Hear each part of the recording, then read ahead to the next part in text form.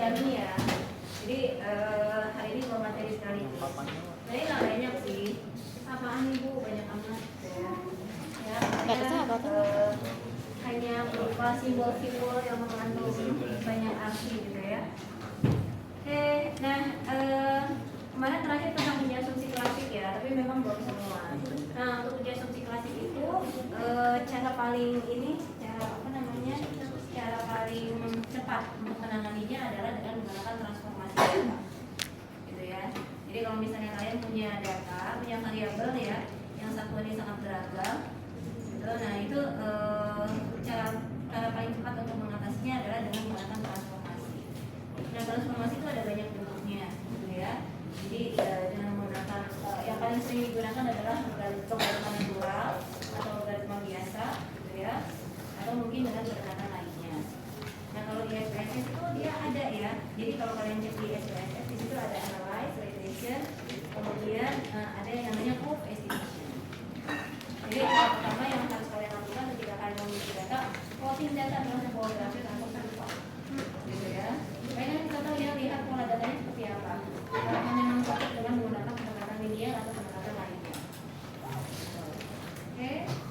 Nah, selain mengatasi masalah multiple, transformasi data juga bisa digunakan untuk mengatasi masalah heterogeneous, gitu ya. Jadi bisa dipakai untuk mengatasi masalah multiple dan hetero, dan biasanya datanya jadi cenderung homogen, gitu ya. Jadi yang tadinya kan kalau kalian mau menggabungkan variabel investasi misalnya, gitu ya. Kemudian apalagi inflasi, bunga, nilai tukar, gitu ya. Ada yang satunya persen, ada yang satunya miliar, gitu ya. PDB-nya misalnya satunya persen atau miliar. Maka nanti biasanya hasil akhirnya itu nanti akan ada koefisien yang angkanya kecil sekali, 0,00. Sehingga ketika kalian interpretasi itu jadi bias, seolah-olah itu kayak nggak ada pembagi, seolah-olah, gitu ya. Karena pembaginya dia terlalu besar. Nah untuk mengubah itu kalian bisa transform ya dalam bentuk log atau log. Nah apa bedanya log sama log? Logaritma biasa sama logaritma natural. Ini tuh logaritma natural. Dulu waktu pelajaran matematika pernah nggak kalian belajar tentang harusnya pernah ya tentang logaritma. Coba kalian cek pakai kalkulator. Logaritma 10 log bukan 10, 100 deh juga. Logaritma 100 sama log 100 sama nggak akarnya? Log 100 sama log 100 sama apa beda? Jadi kalau log itu logaritma natural, kalau log itu logaritma aja, logaritma biasa. Sama atau beda? Dua. Log 100 gitu ya sama log 100.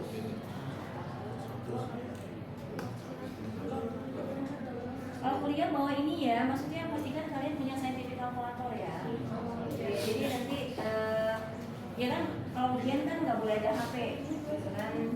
Tapi ada sedikit hitung-hitungan, gitu ya. Jadi saya membolehkan bawa scientific calculator. Gitu. Karena kan angkanya susah yang nggak bulat.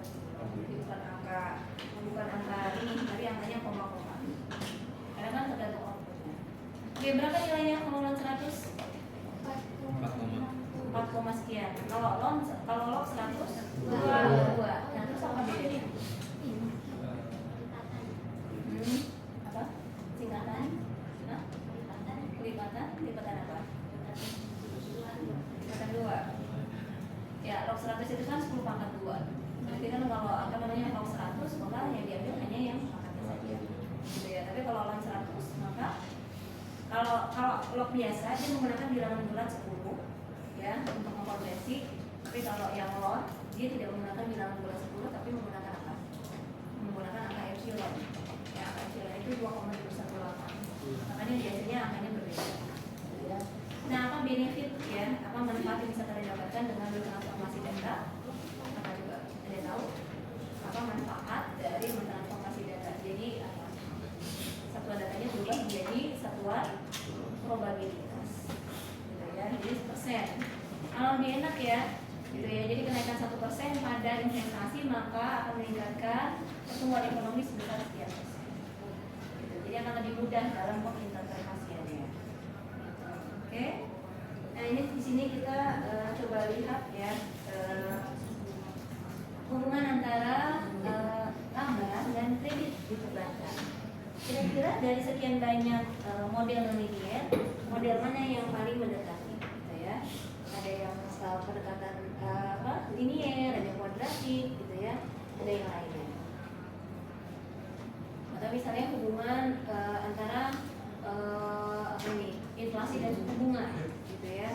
Jadi kan selalu ada trade off ya antara inflasi dengan suku bunga. Jadi kalau inflasi tinggi biasanya suku bunga apa? Kalau inflasi lagi tinggi, upaya apa yang dilakukan? Ya suku bunga dinaikkan, gitu ya, supaya uang yang beredar itu terserap, gitu kan, bisa ditahan oleh pemerintah supaya tidak dibelanjakan, gitu ya. Ini kan akibat permintaan yang terlalu tinggi, gitu ya, sehingga membuat harga-harga terdorong naik. Nah itu kalian bisa lihat ya beberapa fungsi pendekatannya. Kalau dilihat dengan secara data aktual itu ada di garis biru, tapi kalau dekati dengan pendekatan linear, gitu ya, atau kuadratik atau yang lainnya, dia seperti ini. Apa yang dimaksud dengan pendekatan linear? Ini adalah suatu fungsi yang menggabungkan ya, menghubungkan antara variabel y dengan x yang sifatnya tidak konstan untuk setiap perubahan nilai x, gitu ya. Kalau linear kan pasti bersifat tetap atau bersifat sama ya. Jadi perubahan variabel x sebesar satu satuan maka akan meningkatkan variabel y sebesar sekian. Kalau ini enggak. Oke. Nah kita lihat bentuk-bentuk fungsi non-linear yang ada. Yang pertama dengan menggunakan double ya. Nah itu persamaan matematisnya seperti di situ ya, seperti yang ada di depan. Bisa dengan alpha x pangkat b ya. Untuk menghilangkan b-nya, untuk menghilangkan pangkatnya, maka kita logkan, gitu ya, atau logkan pada kedua sisi, gitu. Jadi dilogkan supaya dia berubah, gitu ya. Maka harus dilogkan karena kita sedang mengubah sesuatu yang sifatnya non linear menjadi linear. Ya. Nah, kalau kita lihat bentuk awalnya masih melengkung ya. Jadi dia berbentuk eksponensial, dia cenderung melengkung. Ketika kita ubah gitu dalam satuan log atau log, dia berubah jadi bentuknya garis lurus. Di sini dikatakan bahwa perubahan x menyebabkan perubahan y yang sifatnya tidak sama, gitu ya. Kenapa? Karena kan ada yang besar sekali, ada yang kecil sekali ya perubahannya ya. Kalau kalian lihat kurvanya. Jadi misalnya kalau di sini berbicara tentang berapa persen kenaikan pendapatan, ya nanti kan misalnya menggambarkan kenaikan pendapatan seseorang terhadap peningkatan konsumsi. Ada yang perubahannya kecil nih, di sini kecil, ada yang perubahannya besar. Ya, jadi kan dampaknya berbeda-beda. Ya, jadi bersifat tidak sama pada sekali. Nah, yang berikutnya adalah semi log. Ya, tadi kalau double log itu dia diubah ya pada kedua sisi ya, baik pada variabel x-nya maupun pada y-nya. Tapi kalau semi log itu hanya salah satu, hanya di x-nya saja atau di y-nya saja. Ya, jadi nggak perlu semuanya. Ya, artinya di sini sama seperti tadi bahwa perubahan x secara absolut menyebabkan perubahan y secara proporsional. Ya, bentuknya bisa slope negatif atau slope positif atau seperti itu. Ya, tanda koefisiennya bisa positif, bisa negatif. Oke, bentuk berikutnya adalah bentuk hiperbola. Ya, bentuknya seperti ini. Pernah nggak kalian menemukan data yang seperti ini? Yang polanya hampir menyerupai seperti ini? Belum. Kalau ini kan kalian generasi ini ya, generasi Z kan biasanya cenderung FOMO ya, gitu ya. Nah, kira-kira kalian mengamati nggak pola FOMO di sini? Jadi kalau nggak nyicipin itu rasanya kepo, gitu kan, penasaran. Pokoknya minimal nyicipin dulu deh, gitu ya. Terserah nanti ketagihan atau enggak. Ya, kalau misalnya ini mau divisualisasi, misalnya yang tadinya viral di awal biasanya gitu ya, jadi karena kepo gitu terus viral di awal, tapi setelah dicoba ternyata rasanya biasa aja, karena ternyata ini cuma dicabain doang, gitu kan. Jadi orang mulai perlahan-lahan turun. Atau kebalikannya misalnya gitu ya, jadi karena posisinya hidden gem gitu ya, tersembunyi gitu ya, belum ketahuan, tapi begitu ketahuan dia langsung banyak tuh peminatnya, dan karena rasanya enak mungkin orang jadi ketagihan, gitu ya. Jadi itu gambaran mungkin bisa menggambarkan pola FOMO ya, pola FOMO kalian gitu kan. Kalau kalian mungkin punya kecenderungan seperti ini. Ya ada yang seperti ini, ada yang enggak, gitu kan. Tapi kan karena daripada kalau ditanya teman udah ya nggak tahu rasa gitu, jadi kalian gitu kan. Oke. Nah ini pola hiperbola atau bentuk kuadratik ini ya. Jadi dia liuk-liuk ya. Ini contohnya banyak ya. Ada apa coba? Data yang liuk-liuk, data yang fluktuatif, volatil. Apa coba? Yang sering berubah-ubah banyak ya. Apa coba? Gadget. Hah? Gadget. Gadget. Wah. Apa coba? Yang ini sehari-hari aja, maksudnya yang bisa dilihat sehari-hari. Ya kalian konsumsi tiap hari. Rambut. Hah? Apaan? Goreng. Minyak goreng. Beras. Beras. Beras naik turun. Cabai. Tanaman. Ya komoditas pangan ya kan, gitu kan, cabai, bawang, garam, garam enggak lah gitu ya, telur, ikan gitu ya, itu dia naik turun tiap hari. Kadang-kadang nggak tiap hari banget gitu ya, kadang-kadang pagi masih harganya 24.000 sekilo, sorenya udah 48 gitu ya. Terus saya bilang ini kenapa bisa naik, tadi pagi beli masih harga 20-an, kok sekarang tiba-tiba naik, ya udah disonori kayak gitu ya. Gitu. Atau misalnya apa yang contoh-contoh finansial, ya harga emas, harga saham, nilai tukar gitu kan, jadi dia cenderung berubah. Nah itu yang sering terjadi ya. Ini yang membuat kenapa kadang-kadang ada pelanggaran pada ujian substitusi. Oke, nah ini kita sedang mengamati 10 bank ya, ada 10 bank gitu ya. Ini X yang mana? Di sini ada laba sama kredit, berarti X yang mana? Kredit atau laba? Apa yang mempengaruhi kredit? Kredit yang mempengaruhi laba? Kredit yang mempengaruhi laba. Ya. Oke, berarti S-nya yang mana? S-nya yang laba. S-nya yang kredit. Ya. Apakah penyaluran kredit, banyaknya penyaluran kredit mempengaruhi perolehan laba? Ya. Karena kan kalau di bank kan salah satu sumber income-nya kan dari penyaluran kredit ya, penyaluran pembiayaan. Nah, apakah benar gitu ya, dengan semakin banyaknya penyaluran kredit yang diberikan, semakin banyak pula laba yang bisa diperoleh, gitu kan? Nah, kadang-kadang kan suka ada pembiayaan yang bermasalah ya. Jadi kalau nggak diseleksi dengan ketat gitu ya, asal diberikan begitu saja, nanti terjadi pembiayaan bermasalah atau moral ya. Nah, ini kita coba. Oke, hal pertama ya yang kita coba di sini. Kalau kalian punya data gitu ya, itu kalian bisa olah dengan menggunakan banyak software ya. Kan minggu kemarin udah ditutorialkan ya sama Kakak Asref ya, tentang menggunakan SPSS atau Eviews atau Startup kan. Dan kalian bisa coba atau pakai Excel aja. Ini contohnya pakai Excel nih kalau di sini. Oke. Nah, kalau udah punya data, kemudian kalian cari ya cari persamaannya dari outputnya. Ya, di bawah tuh paling bawah kelihatan ya, ada Y sama dengan 0,25 ditambah 0,052X ya. Nah, tekanan ini nanti akan digunakan oleh kalian untuk menentukan Y estimasi. Ya, digunakan untuk menentukan Y topi tuh, yang ada topinya. Ya. Caranya gimana? Untuk mendapatkan angka 0,5 dari persamaan itu. Apa ini? Dari persamaan ini. Coba. Dari mana angka 0,5 berasal? Dikali 1. Bukan 0,1 kali 5 bukan ya, bukan X kali Y bukan. Itu tuh pakai persamaan tuh. Kalian cek dia pakai kalkulator. Benar nggak? 0,25 ditambah 0,052 dikali 5 adalah 0,5 hasilnya. Di situ tuh. Ya, jadi ya. Coba deh dicek. Kalau kepo dicek aja. Benar nggak? Kalau ada kalian itu di ini ya, jangan lupa ditutup kurung ya. 0,25 ditambah 0,052 itu dalam kurung, dikurungin ya, dikali 0, dikali 5, benar nggak angkanya 0,5?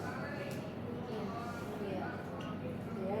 Jadi tinggal masukkan saja ya. Jadi sesuai persamaan ini kita pakai untuk menghitung Y topi atau Y estimasi, gitu ya. dengan memasukkan nilai variabel x-nya. Ya, jadi nanti dapat y kopinya. Oke. Kemudian yang diperhatikan berikutnya adalah r square. Ya, apa itu r square? R kuadrat. R square digunakan untuk dia menggambarkan apa? Koefisien apa? R besar atau R kecil? Koefisien determinasi. Berarti dia menjelaskan apa? Lihat Kemampuan variabel bebas. variabel bebas dalam menerapkan variabel Terikat. bebasnya, gitu ya. Kalau dalam hal ini dia digunakan untuk melihat kecocokan model. Ya, dia cocok nggak modelnya pakai ini? Oke? Nah itu apa namanya kalian perhatikan ya, karena kan kita akan coba dengan model lain. Kemudian berikutnya adalah itu grafik itu menggambarkan apa namanya ini ya titik data pengamatan dengan data ini ya data antara y aktual dengan y estimasi. Kira-kira menurut kalian gitu ya polanya mendekati nggak? Polanya mirip nggak? Ada yang mirip, ada yang enggak, gitu ya. Oke, berikutnya adalah kita coba dalam fungsi double log. Nah, tadi kan dikatakan kalau double log itu kan bisa melakukan transformasi pada kedua sisi, baik pada x-nya maupun pada y-nya, gitu ya. Maka x dan y-nya itu kita logkan. Gimana cara melogkan? Ada yang tahu? Cara melogkan data? Pakai apa? Pakai apa? Melogkan data pakai apa? Pakai ya bukan mengeluarkan data, cukup pakai Excel aja udah, gitu ya. Jadi cukup pakai Excel udah selesai tuh, ya. Udah masukin ininya. Jadi dilontar baik pada x-nya maupun pada y-nya. Kemudian hasil dari yang sudah dilontar, ya, hasil yang sudah dilontar pada x dan y, kemudian kalian regress ya, kalian olah, gitu ya, sehingga dapat persamaan yang ada di bawahnya. Oke, udah. Nah kemudian sama kayak tadi tuh. Ya tinggal masukkan nilai variabel x pada untuk menghitung y estimasi ya pada masing-masing variabel x. Nah yang mau saya tanyakan di sini adalah x-nya pakai x yang awal atau x yang sudah dilontar? Yang sudah dilontar ya. Jadi bukan pakai nilai x awal lagi karena kan udah ditransform ya. Ngapain balik lagi ke awal? Cuma dong melakukan transformasi ya. Jadi kalian pakai nilai x yang sudah di transformasi. Oke, kemudian R square-nya. Kalau tadi 0, berapa? Yang sebelumnya 0, nah, yang sebelumnya di bawah 0,269. Oke, berikutnya di sini adalah 0,811. Oke. Jadi kita lihat gitu ya. Nah, semakin besar R square itu semakin bagus ya. Jadi nanti kita cari yang paling tinggi. Itu yang terpilih. Oke, kemudian di plotting lagi ya antara y aktual dengan y estimasi. Kira-kira menurut kalian lebih sesuai nggak? Ya itu. Ya lebih mirip ya, polanya mirip tadi gitu ya, tapi ada jarak. Masih ada jarak. Oke, kemudian kita coba lagi dengan pendekatan lain yang semilog. Kalau semilog itu berarti salah satunya saja ya, pada x-nya saja atau pada y-nya saja. Oke, nah di sini dicoba pada x-nya saja. Oke, kemudian hasil yang sudah dilontar log x dengan y, ya kemudian diri-diri dapat persamaan yang di bawah. Oke, kemudian persamaan ini dipakai lagi untuk hitung y estimasi lagi. Ya, x-nya sama, pakai yang sudah dilontarkan, bukan x awal lagi. Ya, nanti dapat y estimasi. Oke, kemudian kita plot lagi ya, dilihat di situ. Kira-kira lebih sesuai nggak dibandingkan yang sebelumnya? Ya, polanya mirip ya. Kemudian jaraknya juga dekat dibandingkan yang sebelumnya. Kalian juga bisa lihat dari R-nya, kira-kira lebih bagus atau enggak dari sini? Iya, tadi kan 0,79, ini yang kedua adalah 0,81, ini 0,8. Oke, kemudian kita coba lagi untuk yang fungsi kuadratik. Kalau kuadratik itu berarti datanya dikuadratkan, ya, x-nya dikuadratkan. Ya, kemudian hasil yang sudah dikuadratkan, ya dengan y-nya itu diregress, ya, diregresikan. Jadi step ini, jadi data yang sudah dikuadratkan dengan y-nya ini diregresikan ya. Ya, nanti dapat persamaan. Oke, masukkan lagi nih, gitu ya, nilai x-nya, ya, untuk dapat nilai y estimasinya. Gitu ya, kalian bisa cek ya, ini hitung manual, gitu ya, pakai kalkulator, benar nggak? Angka ini 0,78 ditambah 0,06 sekian kali 25 benar nggak hasilnya 0,8. Gitu ya. Oke, kemudian kita plot ya dalam grafik ya atau kurva seperti itu, kira-kira ya modelnya mendekati nggak, mirip nggak? Ya hampir sama ya. Gitu. Lihat SQL-nya dibandingkan yang sebelumnya, lebih bagus atau lebih buruk? Lebih buruk ya, lebih buruk ya. Maksudnya apa namanya, lebih bagus yang sebelumnya. Oke, dari 4 uji ya, dari 4 uji model yang akan kita lakukan. Yang pertama adalah uji linear ini, ya. Kemudian yang kedua adalah double log, kemudian yang ketiga adalah semi log, dan yang keempat adalah kuadratik. Mana yang paling mendekati, yang paling tepat? Semi log. Gitu ya. Dilihat dari polanya, dilihat dari SQL-nya, gitu ya. Jadi kita di sini bisa melihat bahwa ternyata dengan mentransformasi data, gitu ya, kita bisa menemukan, gitu ya, pola yang mendekati, ya mendekati pola aslinya. Oke, nah berikutnya apa? Seperti dari ribut. Nah di sini ada bentuk-bentuk nonlinear lainnya. Ini ya. Jadi ada banyak. Ya, yang tadi linear, tokal, kuadratik, intermittent, dan sebagainya. Nah, ini adalah bentuk-bentuk nonlinear yang yang mungkin terjadi, gitu ya.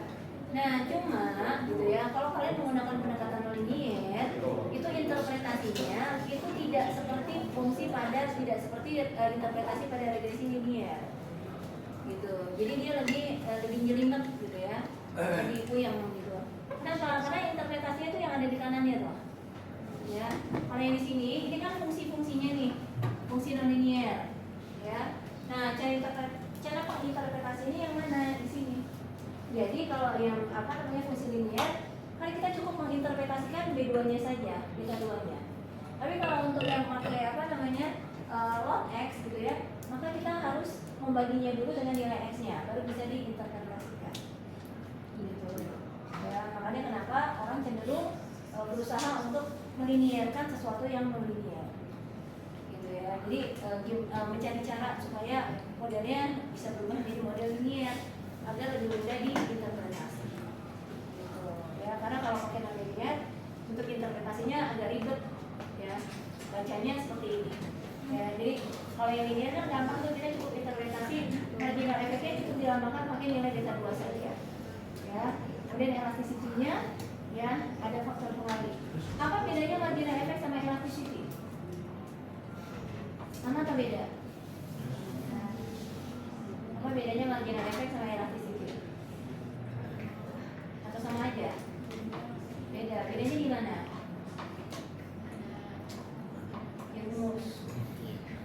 Ya, jadi kalau marginal efek itu dia cuma melihat dampak perubahannya ya. Tapi kalau elasticity itu kita perlu mengalihkan dengan faktor dengan nilai XY-nya lagi. Ya, contohnya yang paling atas tuh. Ya, jadi kan kalau kalian ingat rumus elastisitas itu gimana?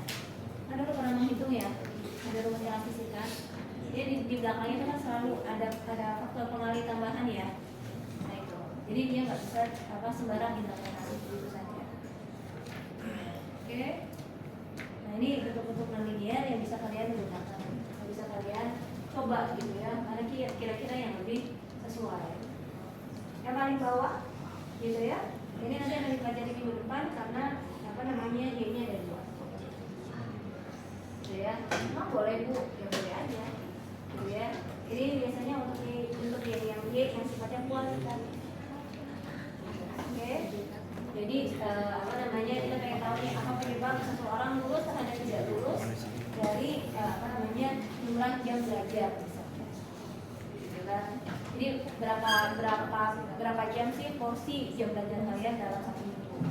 Selama sejam, 2 jam, 3 jam, 10 jam, gitu kan? Nah itu akan mempengaruhi ketepatan waktu kelulusan kalian. Oke, sampai di sini ada pertanyaan? Cukup jelas? Oke ya, kalau enggak, saya mau lanjut ke pembahasan berikutnya.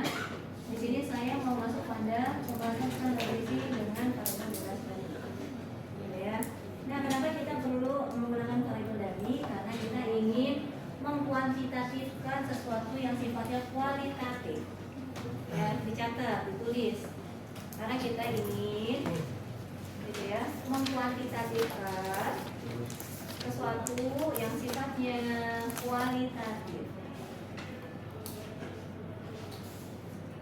Nah, kenapa sih perlu dikuantitatifkan? Coba. Atau contoh ini dulu deh, contoh variabel kualitatif yang kalian ketahui apa ya? Contoh-contoh variabel kualitatif. Kualitatif itu bukan berarti tidak bisa diukur ya. Gitu ya. Jadi kita tetap bisa mengukur sesuatu yang sifatnya kualitatif. Hanya perlu kita kategorikan saja. Gitu ya. Oke, jadi tinggal dikategorikan saja. Oke, apa contohnya? Apa contoh variabel kualitatif yang bisa diukur? Apa coba? Apa kita ini kan diskusi ya. Siapa yang mau jawab? Siapa aja bebas. Apa contohnya?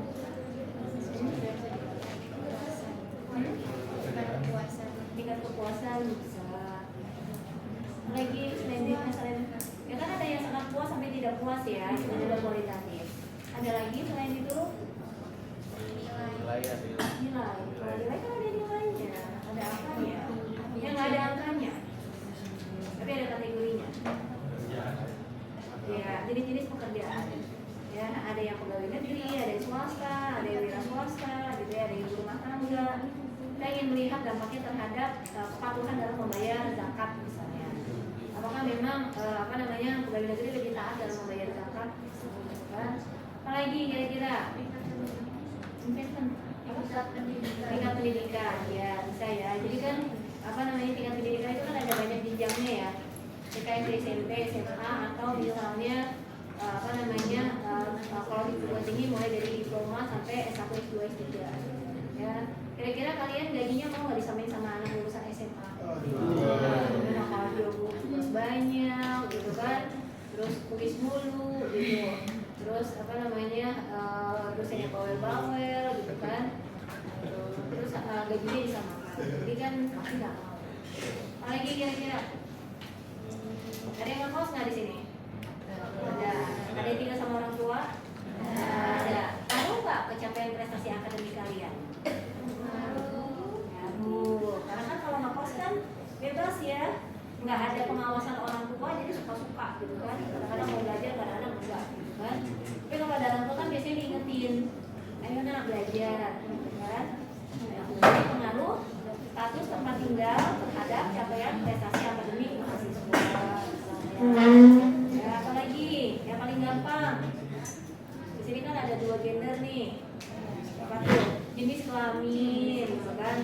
Apakah perempuan lebih baik dari dalam perolehan IPK? Nah, selama ini kalau yudisium itu yang paling tinggi IPK-nya itu yang perempuan. Yang lagi nggak tahu nih kenapa. Apa itu kalah gitu loh. Jadi benar-benar emansipasi wanitanya tuh benar-benar muncul banget gitu. Kan? Gitu. Apalagi kira-kira? Banyak kan? Hah? Ya agama gitu ya. Dia pengaruh agama terhadap minat menabung. Ada salah satu bank syariah di Surabaya gitu ya. Itu ternyata nasabahnya itu lebih banyak non-muslim. Karena bank syariah itu kan nggak diperuntukkan khusus muslim saja, non-muslim pun boleh gitu ya. Nah, karena bank syariah itu menggunakan prinsip bukan nggak semua pakai ini ya, nggak semua pakai profit and sharing, menggunakan prinsip revenue sharing gitu ya. Ternyata bagi hasilnya justru lebih besar dibandingkan yang non konvensional. Makanya orang-orang Cina itu senang nabung di bank syariah. Ternyata marginnya lebih besar gitu ya, udah halal, untungnya banyak gitu ya. Jadi nggak ada alasan bagi kalian untuk nggak hijrah gitu ya. Jadi 1000 alasan ya buat kalian enggak aku ribet, cabangnya dikit, mana siapa gitu ya. Aplikasinya udah ada kok gitu kan, bisa dipakai untuk bayar apapun gitu kan, tagihan listrik, beli pulsa, bayar GoPay atau apa segala macam udah bisa semua gitu ya. Jadi nggak ada alasan untuk kalian udahlah pakai bank ini aja gitu kan, bank konvensional aja ya. Apalagi misalnya before sama after COVID gitu ya, itu kan beda kan ya terhadap kinerja pertumbuhan ekonomi gitu kan. Kalau COVID mungkin karena semuanya banyak sektor yang terdampak, ya mungkin pertumbuhan ekonominya merosot, gitu ya. Jadi di sini ada banyak gitu ya, ada banyak penggunaan variabel kualitatif yang bisa diukur. Nah, variabel kualitatif itu biasanya terdiri dari beberapa kategori-kategori tertentu. Ya, jadi ada kategori kalau jenis kelamin kategorinya 2 ya, perempuan dan laki-laki. Gitu. Kalau jenis tingkat pendidikan D3 S1 S2. Pekerjaan ya tadi ya pegawai negeri swasta, wira swasta, gitu ya, dan lain-lain. Nah itu yang coba kita komparasikan. Ya, jadi kita ingin melihat perbedaan ya di antara kategori tersebut. Oke. Jadi contohnya yang jenis kelamin terhadap gaji, kualitas produk terhadap omset, gitu kan. Kemudian harga terhadap kepuasan pelayanan dan pendidikan terhadap kebutuhan. Oke.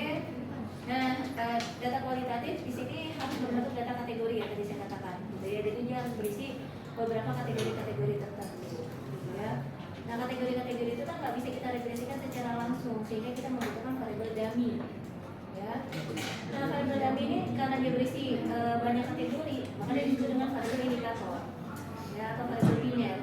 Nah, variabel dummy ini berisi 2 bilangan biner, yaitu 1 dan 0, gitu ya. Kenapa harus 1 dan 0? Kenapa nggak 1 dan 2? Kenapa coba?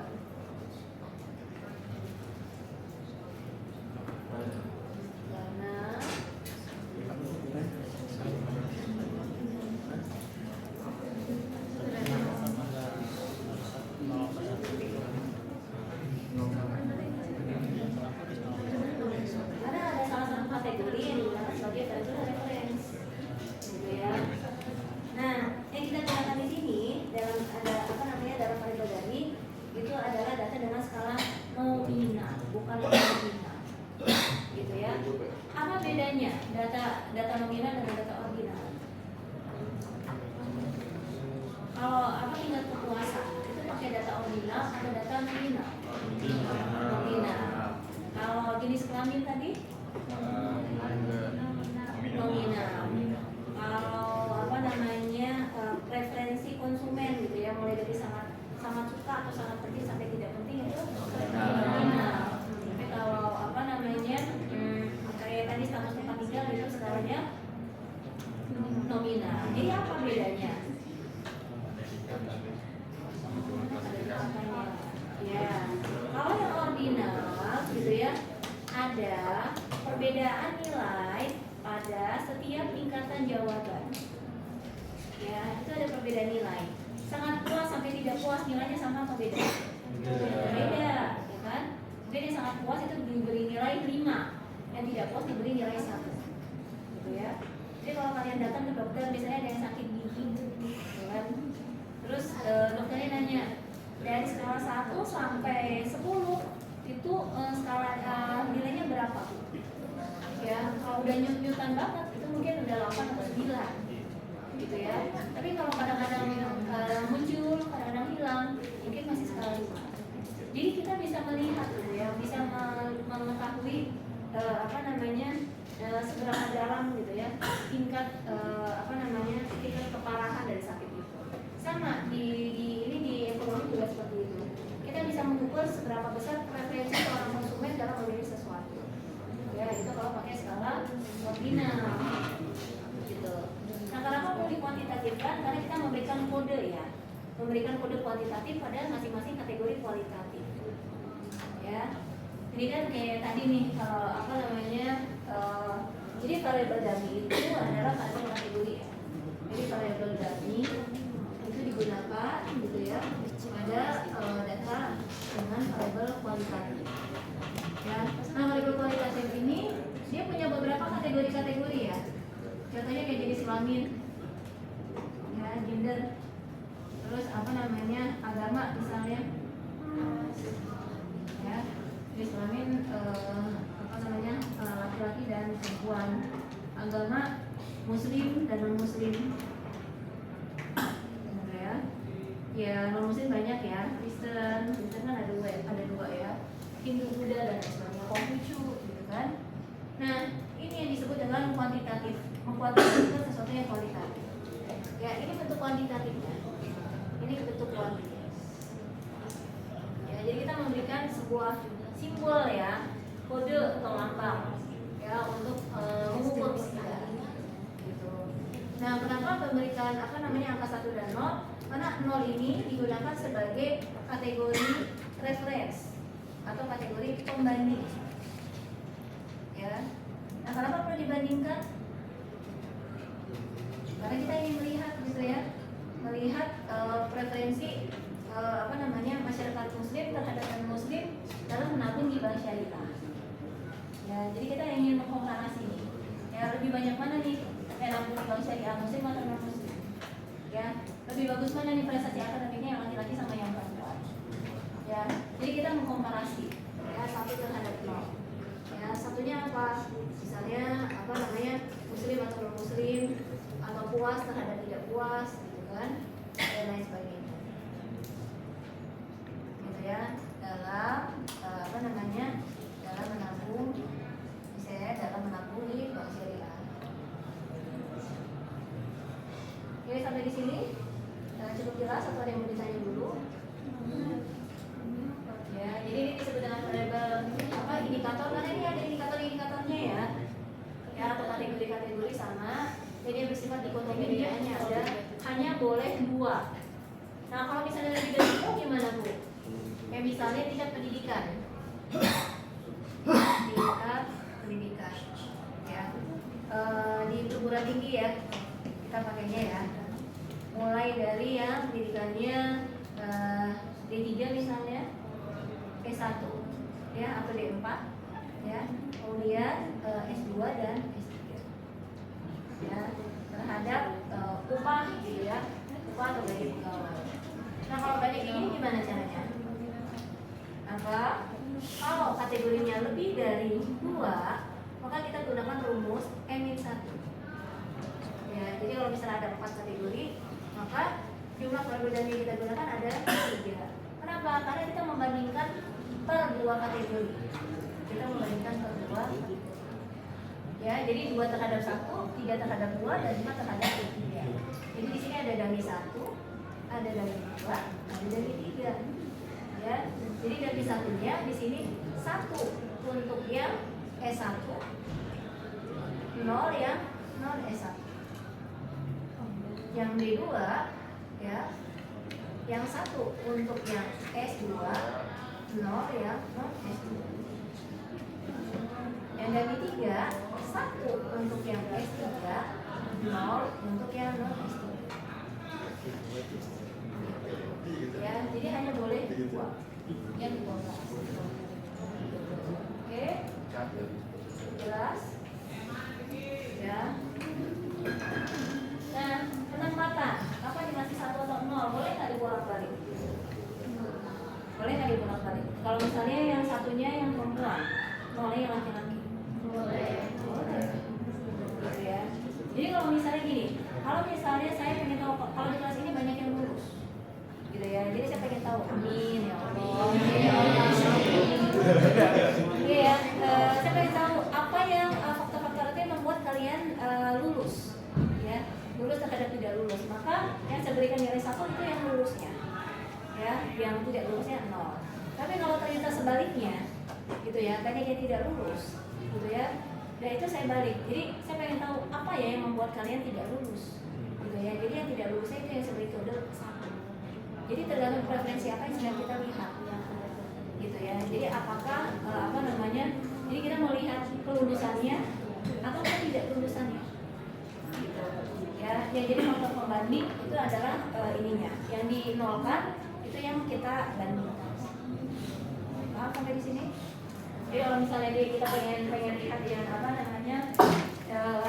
lebih banyak yang di sini misalnya 90% lulus, gitu ya. Maka yang jadi kode 1-nya itu adalah yang lulus, uangnya tidak lulus. Tapi kebalikannya nih misalnya, ya, yang tidak lulus justru 80% misalnya, gitu ya. Maka yang saya lihat satu di sini dan tidak lulus. Nah, kenapa seperti ini, gitu ya. Karena memang di sini dengan memberikan kode 1 berarti kita memasukkan kategori ini ke dalam model. Tapi kalau yang dengan kode 0 kita menghilangkan ini dalam model. Ya, nanti kita lihat contohnya. Jadi kalau ada nilai satunya, artinya kita memasukkan kategori itu di dalam model. Ini contoh-contohnya dia ya. Perbandingan konsumen yang merasa puas terhadap tidak puas. Ya, perbandingan misalnya gaji laki-laki sama perempuan. Nah ini alasan nih. Kenapa nggak dikasih kode 1 atau 2? Misalnya yang satu yang puas, 2 yang tidak puas, kan? Nah, yang satu itu, ya. Kalau kita gunakan kode seperti ini, artinya kita memberikan nilai pada konsumen yang tidak puas adalah 2 kali konsumen yang puas. Padahal kan maksudnya tidak seperti itu. Ya, beda maknanya. Oke? Nah, lanjut berikutnya. Ini konsumen yang puas adalah 1, tidak puas adalah 2. Ini tadi saya jelaskan, dummy yang diberi nilai 1 artinya dummy itu akan ada, ya. Kategori itu akan ada dalam model dan sebaliknya. Jadi kalau dummy-nya 0, dummy-nya akan hilang. Jadi modelnya hanya menunjukkan kondisi ada atau tidak adanya dummy. Ini contohnya. Ini hanya ada satu variabel. Pengaruh tempat tinggal terhadap harga suatu produk. Ya, tempat tinggal ada 2 nih. Ada yang tinggal di kota, ada yang tinggal di desa. Gitu kan? Sama nggak harga barang-barang di kota sama di desa? Beda. Kan? Ada yang murah di desa, mahal di kota, gitu ya. Ada yang mahal di desa, tapi murah di kota, gitu kan? Oke, apa contohnya barang yang mahal di desa? Mahal di desa, tapi murah di kota.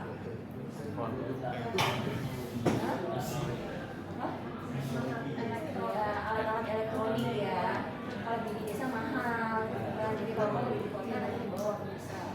Kalau sebaliknya, yang ya murah di desa tapi mahal di kota. Pangan. Ya, bahan-bahan pakai itu ya.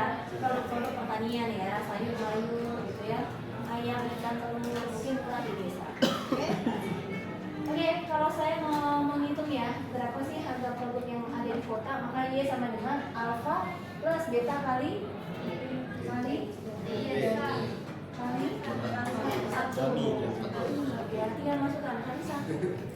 Ya, jadi harga barang di kota adalah Y sama dengan alfa plus beta. Oke, kalau yang di desa, Y sama dengan alfa plus beta kali 0. Ya, bilangan apapun yang dikalikan 0 maka akan ya akan hilang 0. Sehingga tersisa dia hanya alfanya saja. Jelas ya? Gampang ya? Jadi tinggal ngasih kode aja 1 atau 0. Jadi harga yang di desa ya. Nah, itu yang tadi ya. Dan dia bernilai 0 itu disebutkan kategori kota. Di kota alfa plus beta. Ya kan? Karena dia satuan. Tapi kalau yang di desa alfa aja. Ya? Aku boleh diulang? Nih, ya. Kalau misalnya, ya saya pengen tahu harga produk di kota. Ya, lihat ya. Kan di tempat tinggal kan ada apa? Dia pakai ini hanya dipengaruhi oleh variabel kualitatif saja. Ya, di kota. Jadi sama dengan alfa plus beta kali di kota. Ini berapa nilainya di kota? Ini sama dengan alfa tambah beta kali 1. Ya. Jadi modelnya jadi ini sama dengan alfa plus beta. Karena kan ada nilainya kan. Tapi kalau untuk yang di desa, dia sama dengan alfa plus beta kali 0. Ya, jadi 0. Jadi tersisa hanya alfanya saja. Saya. Jadi kalau yang di kota dia ada nilainya ini ada 1 ya, jadi modelnya alfa plus beta. Tapi kalau untuk di desa ini cuma alfa aja. Ya, karena kan desanya 0. Ya, gampang ya. Berarti kalau mau nyari harga produk di kota alfa plus beta. Iya. Kalau harga di desa alfa aja. Alfa aja. Ya, ini dikatakan tadi. Jadi kalau misalnya 0, itu kita menghilangkan kategorinya dalam model. Ya, jadi kita kan menentukan kalau yang di situ. Jadi ini adalah misalnya ini kelulusan ya, masa kelulusan, gitu ya. Dan di sini adalah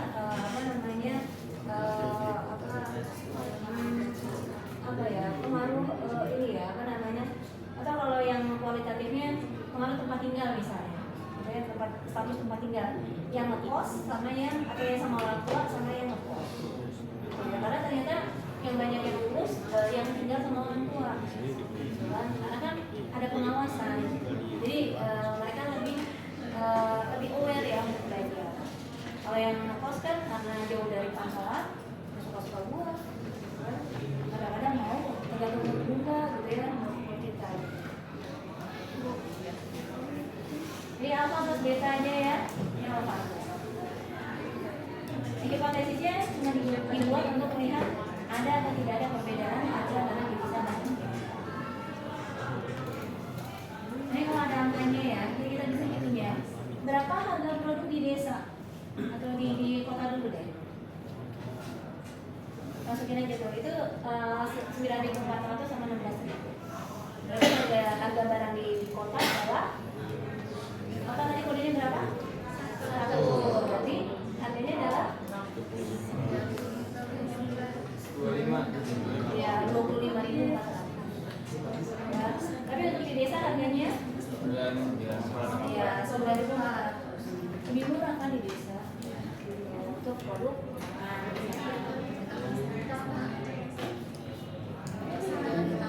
Ya, di kota 94 tambah 16 kali 1 kan. Ya. Kalau yang di desa kan D-nya 0. Ya. Oke, berikutnya ini apa namanya pengaruh lama mengajar dan gender ya terhadap ini. Oke, ini saya tutup dulu nih. Oke, berapa gaji seorang dosen laki-laki? Oke, sama dengan alfa 1 ditambah alfa 2 kali 1 ditambah beta x. Jadi modelnya adalah Y sama dengan alfa 1 ditambah alfa 2 ditambah beta x. Oke, kalau yang ini kan karena kuantitatif ya, jadi dijaga saja. Ya, dia sering kita pun ada yang gajinya. Berapa gaji dosen perempuan? Y sama dengan alfa 1 ditambah alfa 2 kali 0 ditambah beta x. Karena ini 0, maka dia tersisa hanya alfa 1 plus beta x. Ya. Jadi bisa kelihatan ya. Ya, tapi laki-laki lebih gede bu, nggak adil dong bu. Coba. Kalau yang laki-laki biasanya suka ada tunjangan keluarga. Ya, kalau perempuan itu dipilih dialihkan ke salah satu. Kalau yang ASN juga. Ya, jadi hanya di cover pada salah satu suami atau istri. Tergantung yang ASN satu. Ya. Nah, ini hipotesisnya ada apa? Ada atau tidak ada diskriminasi gaji antara dosen laki-laki dan dosen laki-laki dan perempuan. Jadi bisa dilihat ya, kalau untuk dosen perempuan dia cuma alfa 1 aja. Tapi kalau untuk dosen laki-laki alfa 1 plus alfa 2. Ya, jadi dia startnya beda. Ya, tapi soalnya masih sama ya. Jadi dia belum bisa. Oke? Oke, kalau dibalik boleh nggak? Boleh nggak dibalik? Boleh aja ya. Boleh aja. Ya. Dia pakai lambang. Kalau tadi pakai gender, ini pakai S. Ya, cuma karena dalam aturan di situ nggak boleh ada ini, maka apa namanya supaya definisinya tetap sama, gitu ya. Karena yang perempuan itu memang nggak ada tambahan tunjangan keluarga ya. Gitu ya. Jadi dibuat apa duanya bernilai negatif.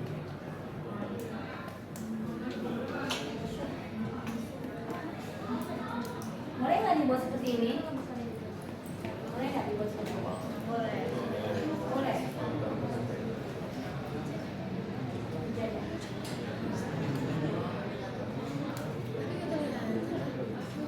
Oke, boleh nggak dibuat seperti ini?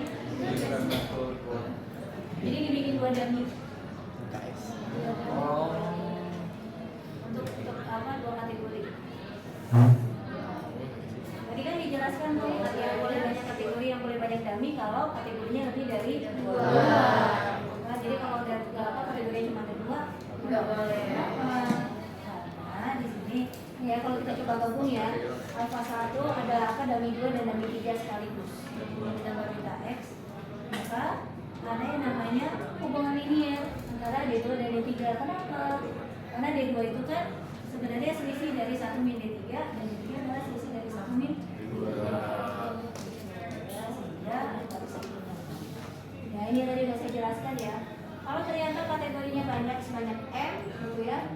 kita membutuhkan M1 variabel dan itu contohnya yang udah saya jelaskan. Ini contohnya ya. Ada 3 kategori tingkat pendidikan. Ada yang tamat tidak tamat S1, tamat SMU, dan tamat perguruan tinggi.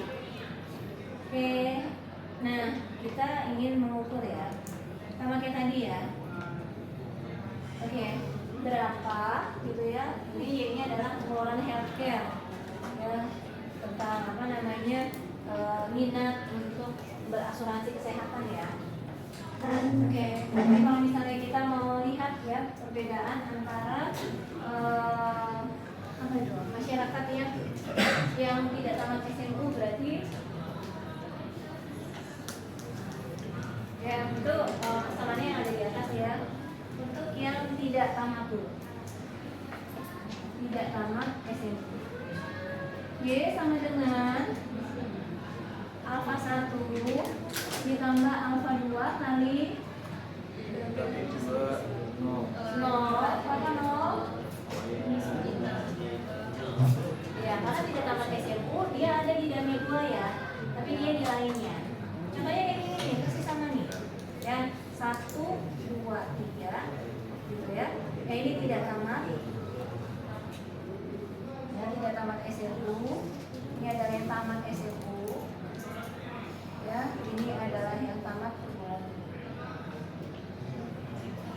ya. Ini dikomparasi ya, ini juga dikomparasi ya. Dami di sini ditulisnya dami 2 ya. Yang satu adalah yang tamat ya, ini yang tidak.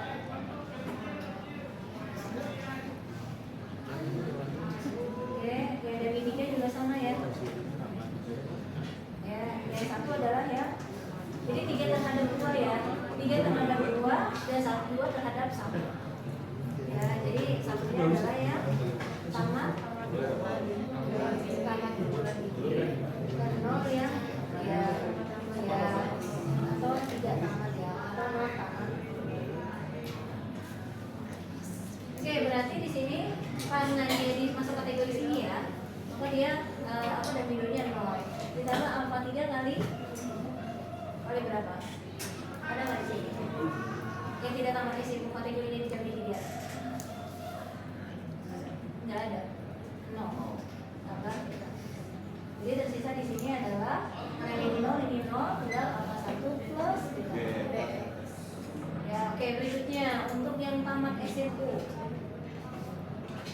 Tamat SMU, maka Y sama dengan alfa 1 ditambah alfa 2 kali 1 jadi 1 ya.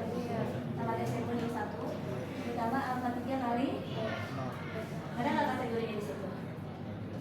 Yang tamat SMU di ini nggak ada, 0 ya, ditambah. Jadi tersisa hanya alfa 1 dengan alfa 2 saja. Alfa 1 plus alfa 2 plus beta. Oke, berikutnya yang terakhir, tamat perguruan tinggi. Ada semua berarti. Tamat perguruan tinggi. Y sama dengan alfa 1 plus alfa 2 kali 0. Kenapa 0? Karena kategorinya ditambah alfa 3 kali 1 ditambah 3. Ya, jadi bisa kelihatan ya alfa 1 di sini ya, alfa 1 di 0 tambah alfa 3 tambah 3. Bisa ya kelihatan ya. Ya, jadi kalau yang tamat SMU, tidak tamat SMU cukup pakai BPJS aja. Ya, yang tamat SMU BPJS plus ada tambahan asuransi biasa. Yang tamat perguruan tinggi gengsi dong BPJS pakai yang bisa. Gitu ya. Oke, bisa dipahami? Bisa? Ya, lihat nih. Lihat ya, ada kategorinya atau Di enggak? D2-nya nggak ada kategorinya dia. Oke, boleh dicatat dulu kalau di sini udah ada ininya.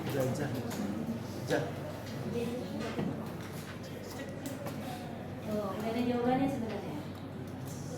Ya, nanti kita tidak tamat SMU karena di sininya 0, di sininya 0, maka dia tersisa hanya alfa 1 saja. Ya, kalau tamat SMU di sininya ada nilainya, di sini nggak ada. Jadi dia hanya alfa 1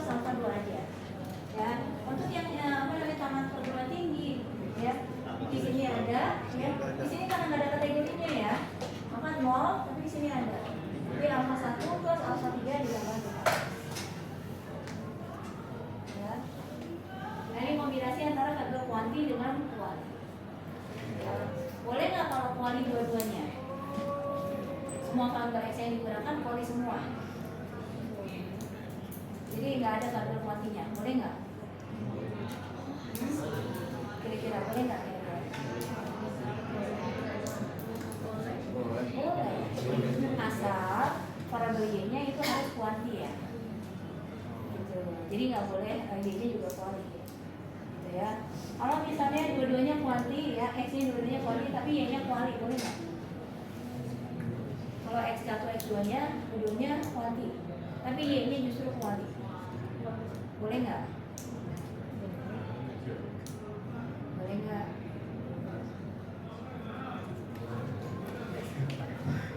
Boleh atau enggak? Kenapa ragu-ragu? Katanya misalnya tadi tuh apa namanya orang jumlah jam belajar, rata-rata nilai terhadap kelulusan, terhadap ketidaklulusan, bisa nggak? Bisa. Ya, tapi pakai pendekatan lain. Ada regresi namanya regresi logit atau regresi logis atau regresi lobit atau regresi lobit. Ada logit, lobit dan lobit. Jadi ada itu. Ya, nanti minggu depan kita mau masuk ke sana. Oke, sampai di sini dulu. Masih ada yang bingung nggak? Masih pasti. Ya. Oke bingung, ya bukan oke paham. Oke, mana yang bingung? Apa yang mau ditanyakan? Lihat kategorinya. Yang tidak tamat SMU, ya, dia ada di sini nih. Dia ada di dalam itu, ya. Posisi ini. Maka yang saya katakan, ya, yang dikomparasi, ya, yang dikomparasi adalah 2 terhadap 1 dan 3 terhadap 2. Dia dikomparasi, ya. Jadi yang 2 terhadap 1, yang diberi nilai 1 adalah yang ini, ya, yang atasnya, ya. Ini juga sama, ini diberi nilai 1. Lihat nih di sini, ada nggak nih, ya, yang tidak tamat SMU, ya, pada kategori di D2, ada nggak? Ada di sini, ya kan? Berarti dia diberi nilai 0, nanti dari 2-nya jadi 0. Ya, di D3 yang tidak tamat SMU ada nggak kategorinya? Nggak ada, dua-duanya nggak ada. Di sini bisa nggak? Nggak bisa, karena kan komparasinya dengan ini. Ya, makanya ini juga 0. Nah, untuk yang tamat SMU, ya, yang ini yang tamat SMU, ada nggak kategorinya di sini? Ada yang ini kan? Nilainya berapa? 1. Ya, makanya ini dimasukkan di sini 1. Ada nggak kategorinya di D3? Di D3 tamat SMU. Ada kebenaran lainnya, ya, tapi nilainya 0. Ya. Nah, untuk yang tamat perguruan tinggi, ya, ijazah S1 di sini, ya, di D2 ada nggak kategorinya? Nggak ada, ya. Tapi di D3 ada nggak? Ada yang ini. Ini dulu bisa. Makanya bilang ya. Oke, bisa?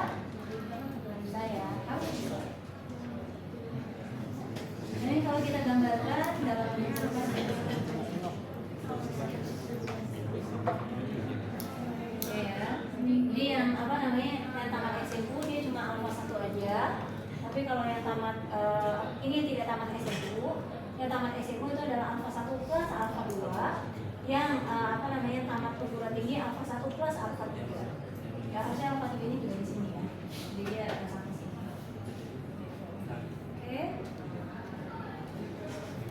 Oke, biar nggak bingung catat itu ya. Ya, berapa gaji dosen laki-laki yang ada di Fakultas Teknik? Dia sama dengan alfa 1 ditambah alfa 2 kali 1 ditambah alfa 3 kali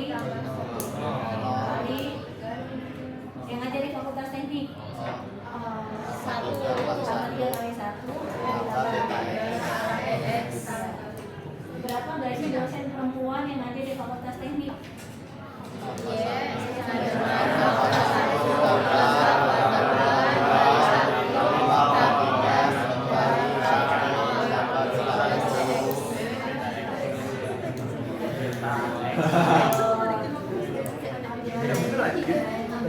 Dosen perempuan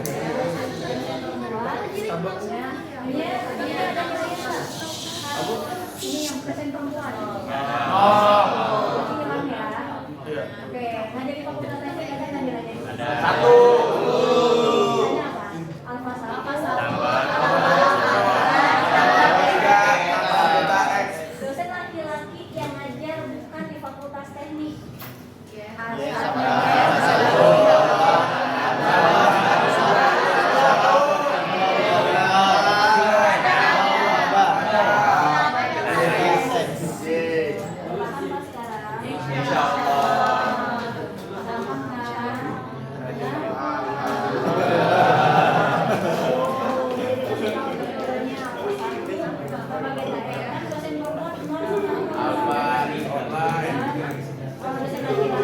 Laki-laki ada ya, di duanya ada, di luar dia nol. Jadi dia cuma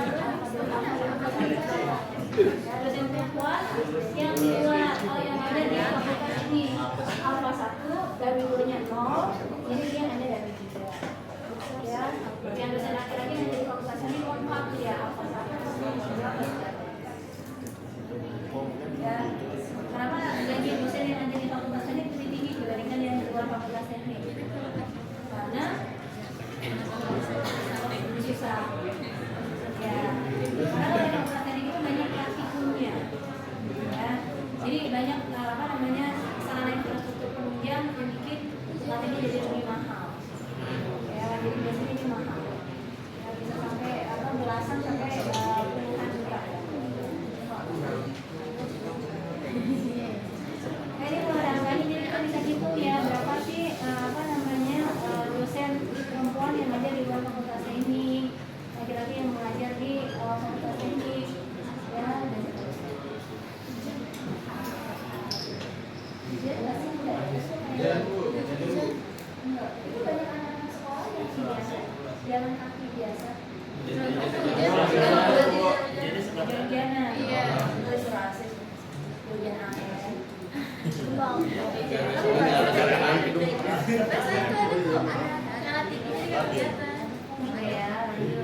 Oh iya, ada. Oke. Nah, tadi kan kita punya beberapa kategori lagi, kita juga bisa ini ya. Kalau misalnya kita membandingkan berdasarkan kurun waktu sebelum dengan sesudah krisis, dan nggak kira-kira. Ya, gimana kondisi apa sebelum dengan sesudah krisis? Ya, bagaimana minat masyarakat untuk di Indonesia setelah mengeluarkan fatwa penahanan? Langsung beralih nggak sebenarnya? Masih banyak kekhawatiran ya, insecure dengan dengan bank syariah. Ya, banyak pertimbangan kita kok susah dicari, susah ini, susah itu. Ada aja masalah. Ada lagi kan ada ayat riba, masih lagi. Oke, apa kabar tiap bulan Desember harga dolar naik? Karena banyak yang healing ya, bulan Desember. Berarti kalau kayak gini yang dibeli kode 1 apa? Yang dibeli kode 1 ya? Yang dibeli ini, yang dibeli apa namanya? Yang didamaikan yang mana? Yang didamaikan apa? Ini ya, Desember dan non Desember. Ya. Oke, kemudian ya kan kalau tidak apa namanya ini pengaruh bulan Desember terhadap harga dolar. Ya, apakah benar tiap hari Senin harga saham di Indofood naik? Makanya kalau di Indomie hari Senin.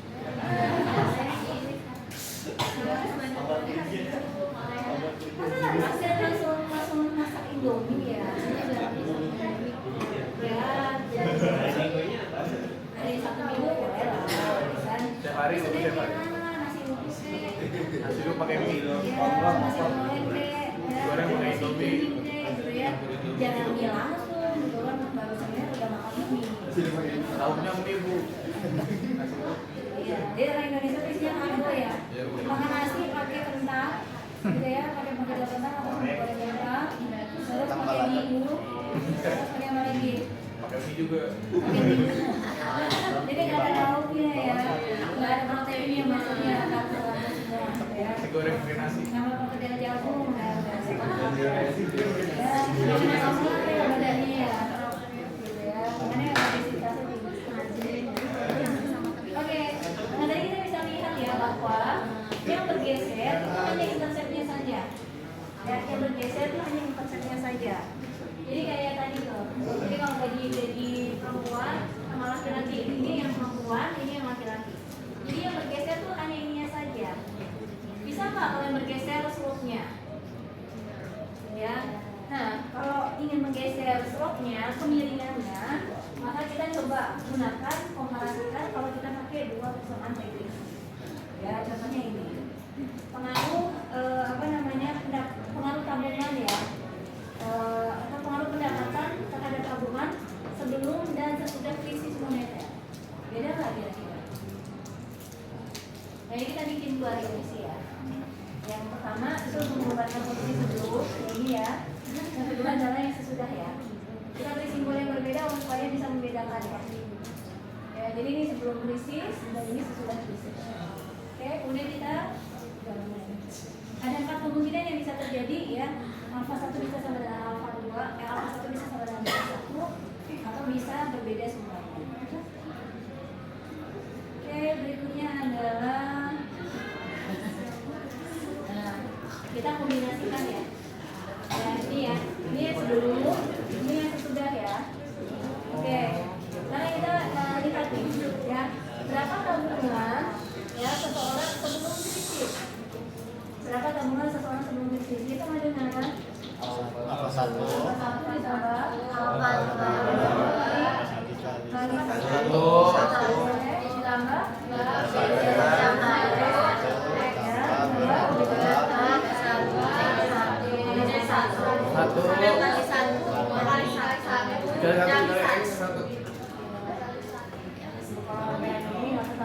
Alfa 1 ditambah alfa 2 kali 1 ditambah beta 1 X ditambah beta 2 kali 1. Kalau saat krisis ini 0. Maksudnya alfa 1 adalah 1. Ini jawabannya. Ya. Jadi kalau belum krisis dia masih punya uang lebih ya mau ditabung. Tapi kalau lagi krisis boro-boro di sana ya. Kan? Nanti udah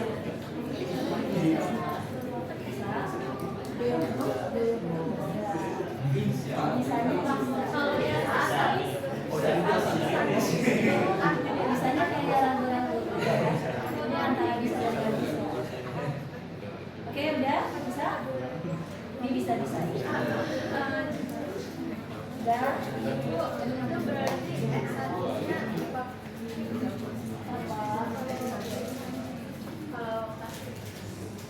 sebelum krisis ini kan hanya 2 model yang digabung jadi satu aja ya. Jadi yang ini ya sama ini digabung ya, digabung jadi satu. Alfa 1 plus alfa 2x, alfa 1 ditambah beta 2. Oke.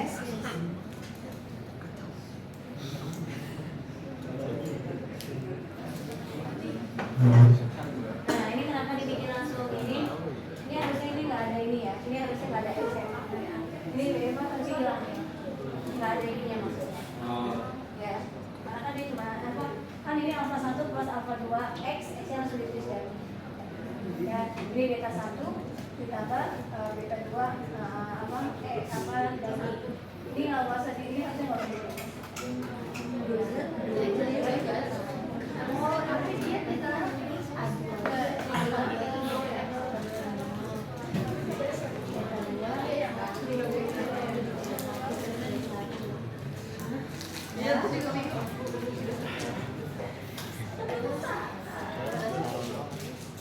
Oke, ada 4 kemungkinan yang bisa terjadi ya.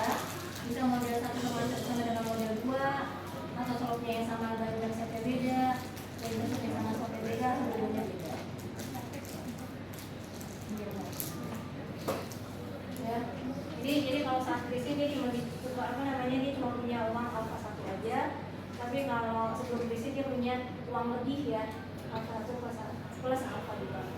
Jadi di sini dia menggeser ini ya, menggeser interceptnya atau kontangannya, tapi dia juga menggeser ininya, ya, slope-nya, kemiringannya. Ya, ini kan mulai dinaikkan, jadi bergeser. lagi ya yang bisa mengubah slope ya adalah dengan adanya interaksi variabel. Jadi beta 0 ditambah beta 1 x1 ditambah beta 2 x2 ditambah beta 3 x1 kali x2. Gitu. Kenapa perlu diinteraksikan, ada yang tahu? Kenapa sih harus diinteraksikan? Diinteraksikan itu dikalikan gitu ya. Karena kita ingin melihat pengaruh variabel moderasi atau variabel kontrol ya dalam untuk melihat efektivitas variabel x1 dalam mempengaruhi variabel y. Ya, kan minggu kemarin saya sudah menjelaskan tentang variabel moderasi sama variabel mediasi ya. Apa bedanya? Minggu kemarin ketika online. Apa bedanya variabel moderasi sama mediasi? Sama atau beda? Beda. Kalau mediasi sebagai variabel apa? Sebagai variabel interveni. Ya, sebagai variabel pantara. Tapi kalau moderasi dia berfungsi sebagai variabel yang mendorong. Ya, sebagai penguat variabel. Ya, penguat variabel lagi. Kalau di ekonometri 2, pasti kalian mengenal istilahnya namanya IV atau instrumental variable. Ya, instrumental variable itu fungsinya adalah untuk melihat ya atau sebagai variabel kontrol ya. Variabel kontrol yang yang digunakan untuk mengontrol besar pengaruh variabel x ya x1 terhadap y-nya. Gitu. Nah, ini contohnya apa coba misalnya yang perlu ada variabel interaksi. Kalau harga rumah ya berdasarkan ukuran rumah dan lokasi rumah, ya kan? Ini ada harga rumah, ini adalah harga rumah, ini ukuran dan lokasi. Lokasi mempengaruhi nggak? Iya. Padahal ukurannya sama, tapi harganya bisa beda. Ya, biasanya yang lokasinya strategis, ya dekat jalan raya, gitu ya. Kemudian dekat dengan kampus atau fasilitas umum, harganya pasti lebih mahal. Ya, kemudian kita ingin lihat nih pengaruh lokasi terhadap harga rumah. Ya, jadi lokasi mengontrol gitu ya harga rumah dari ukuran rumah. Gitu. Jadi dia melihat ya apakah lokasi mempengaruhi. Oke, nah contoh di sini adalah Y-nya adalah pendapatan ya. Pendapatan yang diukur. Atau contoh lainnya misalnya yang gampang tadi contohnya bansos. Ya. Bansos itu apa faktor pendukung keberhasilan bansos dalam mendukung pertumbuhan ekonomi? Faktor pendukung bansos supaya dia lebih optimal, lebih efektif dalam mendukung pertumbuhan ekonomi harus didukung oleh apa? Karena kalian sering dengar berita ya banyak penyalahgunaan dana bansos. Ada yang dipakai untuk bayar cicilan, ada yang untuk pinjol, ada yang bahkan judol, gitu kan, macam-macam. Ini apa yang membuat bansos itu berhasil? Atau investasi deh, investasi kira-kira harus dioptimalkan dengan bentuk apa? Harus dioptimalkan dengan apa supaya dia bisa melaju pertumbuhan ekonomi? Bisnis? Jual bisnis. UMKM. Ya, sebenarnya masalahnya itu harus dibelanjakan, ya kan? Ada investasi masuk nih, investasi besar dari luar, gitu ya. Terus pemerintah bingung diapain ya investasi ini? Harus diolah tuh diapain? Jadi belanjakan ya dalam bentuk belanja pendidikan, belanja infrastruktur, atau belanja sosial, atau belanja apa lagi? Belanja ekonomi, gitu ya, bayar gaji pegawai, supaya supaya investasi ini lebih optimal dalam mendorong pertumbuhan ekonomi. Ya. Jadi di sini kita lihat nih bansos, ya, atau investasi dengan belanja pemerintah, ya, atau kalau belanja pemerintah kan dia kuanti ya. Kalau yang kuanti dengan kuali tadi ya, ukuran rumah sama lokasi rumah. Apakah lokasi rumah mempengaruhi harga rumah ya pada ukuran rumah tertentu. Ya. Nah di sini kita lihat bentuknya. Di sini ada dua ya, ada variabel kualitatif, ada yang stok, ada yang mutual. Stok itu adalah perusahaan yang listing ya, yang publish. Ya, sedangkan kalau yang mutual itu yang non publish. Oke, kita hitung ya untuk perusahaan yang stok. Ya, maka dia menjadi nilainya beta 0 ditambah beta 1 X1 ditambah beta 2 kali 1 kali 1 ditambah beta 3 kali X1 kali 1. Ya, ini ada interaksi. Ini udah masuk interaksi. Ya. Nah, sesama konstanta kita gabung ya. Jadi dia sama dengan beta 0 ditambah beta 1 ya, maaf, ditambah beta 2. Ini ya, yang sesama konstanta nih. Ya, saya hubungin.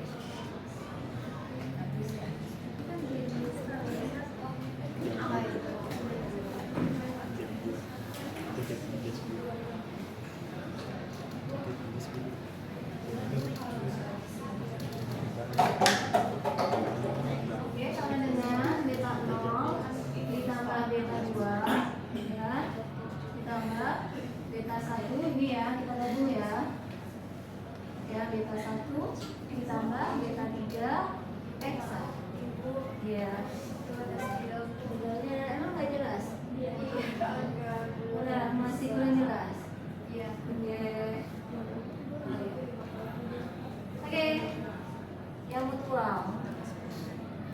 Y sama dengan beta 0 ditambah beta 1 X1 ditambah beta 2 kali 0 ditambah beta 3 kali X1 kali 0. Jadi tersisa adalah beta 0 ditambah beta 1 X1 saja. Jadi ada itu. Nah, kita bisa lihat ya, ternyata dengan adanya interaksi ini ya, dia tidak hanya mengubah pada interceptnya saja, tapi dia juga bisa mengubah pada slope-nya. Ya, ini slope-nya nih, ya, slope-nya bergeser ya. Yang awalnya seperti ini, ya, nah ini dia bergeser gini. Ya, nah ini tadi ya, apa namanya? Ini adalah beta 0, beta 0, ini beta 1, ya. Ini di sini ya, satu lagi. Ini adalah beta 2, ini beta 2. Nah, ini dia bergeser, ya. Ininya berubah. Oke, sampai di sini. Jelas? Jelas tadi? Bingung tapi jelas? Bingung jelas. Ini gimana? Bingung jelasin dong. Jelas nih? Jelasin dong. Oke, contoh lagi deh. Apa tadi ya? Apa? Kalau bansos atau yang investasi? Kalau bansos, Y-nya apa? Tahu. Y-nya enggak, karena bansos itu harus pakai ini, harus pakai data kuantitatif juga.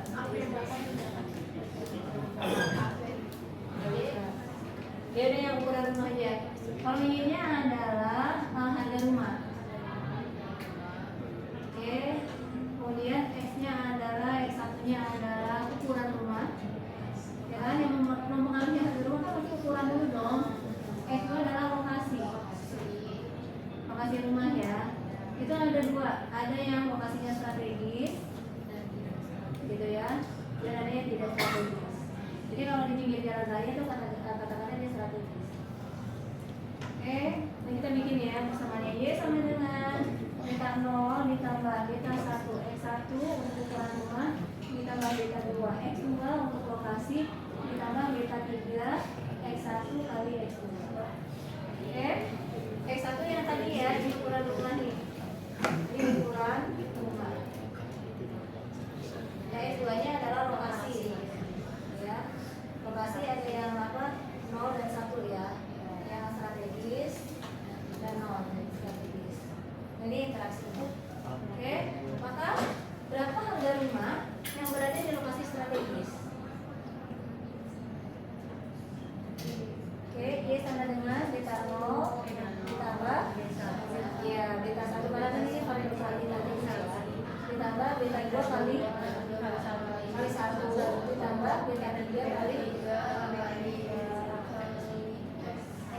kali X1 dikali X2 kali 1 ya.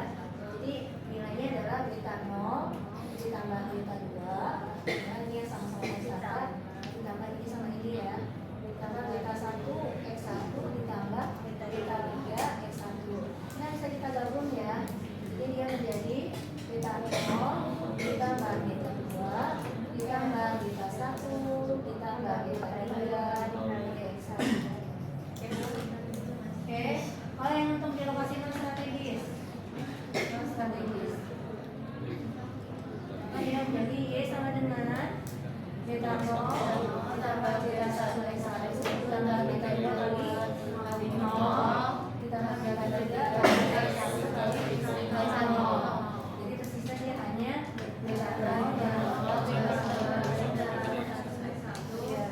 Jadi kalau ini kan memang yang non strategis yang akan dia nggak punya unsur lokasi ya harganya cuma mengandalkan ukuran doang kan. Tapi kalau yang ini strategis, selain dia mengandalkan pada ukuran, ya, selain dia mengandalkan pada ukuran, dia juga punya lokasi. Ya, dia juga punya lokasi. Jadi lokasi ini sebagai faktor penambah ya. Ini ada beta 2 ini kan sebenarnya faktor lokasi. Faktor lokasi yang menerangkan harga rumah. Di sini nggak ada. Di sini kan nggak ada unsur lokasinya kan. Nggak ada beta 2, nggak ada beta 2.